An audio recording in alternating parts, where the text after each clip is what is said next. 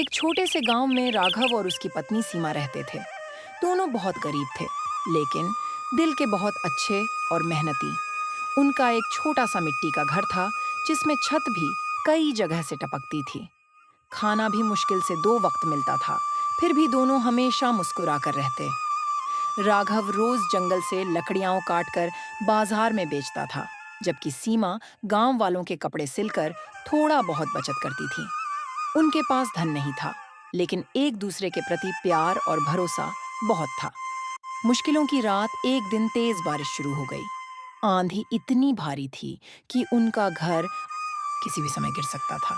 बर्तन खाली थे, चूल्हा बुझा हुआ था और खाने को कुछ भी नहीं था। पूजा ने राघव से कहा, हम कितना भी मेहनत करें, पर किस्मत हम पर मेहरबान नहीं होती।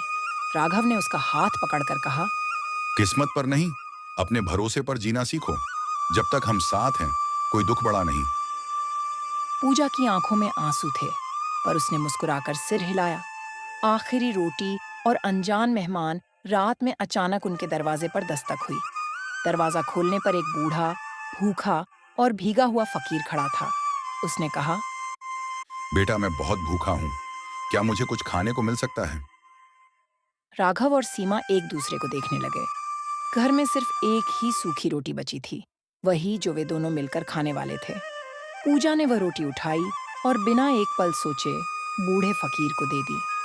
फकीर ने आश्चर्य से पूछा, तुम लोग खुद क्या खाओगे? राघव मुस्कुराया। हम भूखे रह लेंगे, पर किसी भूखे को खाली हाथ वापस नहीं भेज सकते। फकीर ने आशीर्वाद देकर कहा, तुम्हारी दया का फल तुम्हें जरूर मिलेगा। नया सवेरा, नई किस्मत। अगली सुबह जैसे ही राघव बाहर निकला, उसने देखा कि गांव की ओर से कुछ लोग उनके घर की तरफ आ रहे हैं। आगे आगे गांव के मुखिया थे। मुखिया बोला, राघव, तुम्हें जंगल वाली जमीन याद है? सरकार ने वह जमीन किसानों को देने का फैसला किया है और तुम्हारा नाम इस सूची में है। अब वह जमीन तुम्हारी है। राघव और पूजा आश्चर्य से एक दूसरे को देखने लगे। मुखिया आगे बोला, उस जमीन पर बड़ा फलदार बाग है। उसकी आमदनी से तुम्हारे जैसी 10 जिंदगियां पल सकती हैं। पूजा भावुक होकर रो पड़ी। उसे रात वाला बूढ़ा फकीर याद आया। क्या वह कोई साधारण इंसान था या ऊपर वाले का कोई रूप?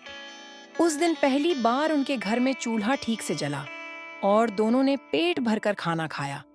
कहानी की सीख, जब तुम दूसरों के लिए अच्छे बनते हो, तो दुनिया तुम्हारे लिए और भी अच्छी बन जाती है।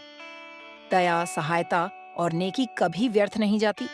कभी न कभी, किसी न किसी रूप में लौट कर जरूर आती है।